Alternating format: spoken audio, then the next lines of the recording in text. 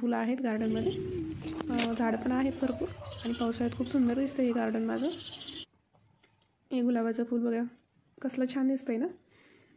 खूप सारे झाडं आहेत, पाहू शकता तुम्ही.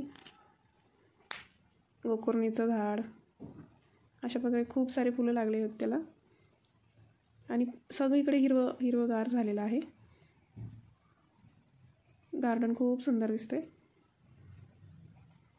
अशा प्रकारे आपण गार्डनमधले सगळी झाडं पाहतोय. तुम्हाला आवडते की नाही झाडे, फुले, गार्डन? चला तर मग आता आपण बनवूया रेसिपी. तर आज मी करटुल्याची भाजी करणार आहे. करटुले तुम्हाला माहीतच असतील ना. तुमच्या इकडे काय म्हणतात त्याला, तुम्ही नक्की सांगू शकतात कमेंट करून. तर इकडे मी करटुले घेतले, ते धुवून घेतले आणि त्यानंतर त्याचे काप करून घेतलेले आहे.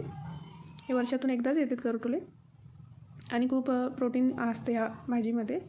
नक्की एकदा करून पहा अशा प्रकारे भाजी. इकडे मी कढई घेतली आहे, कढईमध्ये तेल टाकलेलं आहे.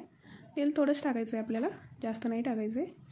आणि त्यानंतर तेल गरम झाल्यानंतर आपल्याला त्यामध्ये जिरे टाकायचे आहेत, मोहरी टाकायची आहे आणि जिरे मोहरी तडली की त्यानंतर आपण त्याच्यामध्ये लसूण टाकून घेणार आहोत. लसूण टाकल्यानंतर लसूण चांगला भाजून घ्यायचं आहे आपल्याला. लसूण चांगल्या प्रकारे भाजून घेतल्यानंतर आपण त्यामध्ये कांदा टाकणार आहोत. कांदा, कढीपत्ता, तुम्ही टमाटो पण टाकू शकतो त्यामध्ये, मी नाही आहे टाकली यातमध्ये. आणि नंतर आपल्याला त्यात जे आपण करटुल्याची काप करून घेतले होते ते टाकून घ्यायचे आहेत आपल्याला. इकडे पाहू शकता लसूण भाजून झालं आहे माझं. आता इकडे मी करटुल्याची काप पण टाकून घेतले. त्यानंतर मी हळद टाकली, लाल तिखट टाकली आणि गरम मसाला टाकते. गरम मसाला कोणताही टाकू शकतात तुम्ही जे वापरतात ते. इथे मी सुहानाचा गरम मसाला वापरलेला आहे. गरम मसाला टाकल्यावर वेगळी टेस्ट लागते भाजीला, थोडंसं तरी टाकायचं त्यामध्ये आणि चांगल्या प्रकारे मिक्स करून घ्यायचं आहे त्याला. त्यानंतर मी त्यामध्ये कूट टाकलेला आहे शेंगदाण्याचा आणि ते पण मिक्स करून घेतलेलं आहे. चांगल्या प्रकारे मिक्स करून घ्यायचं आहे आपल्याला सगळं त्यात. नंतर मीठ टाकून घ्यायचं आहे, चवीनुसार मीठ टाकलेलं आहे मी.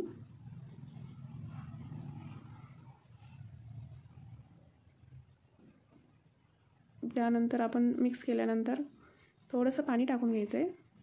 पाणी थोडंच टाकायचं आहे आपल्याला, कारण वाफेवर थोड्याशा पाण्यामध्ये ते भाजी शिजून जाईल.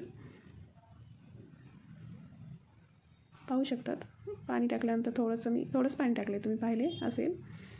आणि अशा प्रकारे प्लेट झाकून ठेवायचं आहे आपल्याला 10 मिनटं. आणि नंतर पाहू शकतात भाजी आपली शिजलेली आहे आणि तयार पण झालेली आहे. त्यानंतर आपण कोथिंबीर टाकलेली आहे. अशा प्रकारे आपली भाजी तयार झालेली आहे. नक्की एकदा ट्राय करून बघा, खूप छान लागते.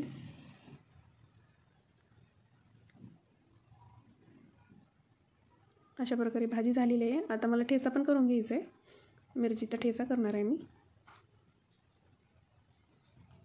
चला तर मग आता आपण मिरचीचा ठेचा पाहूया.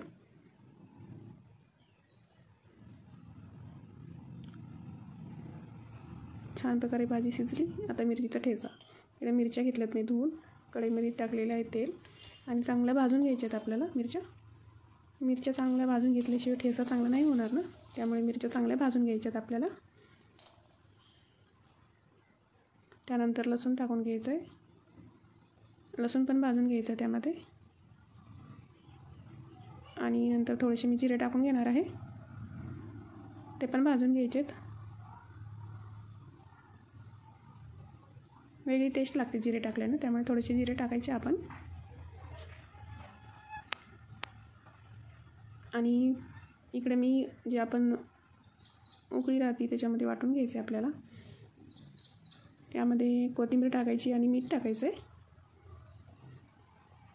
आणि चांगल्या प्रकारे बारीक वाटून घ्यायचे आपल्याला.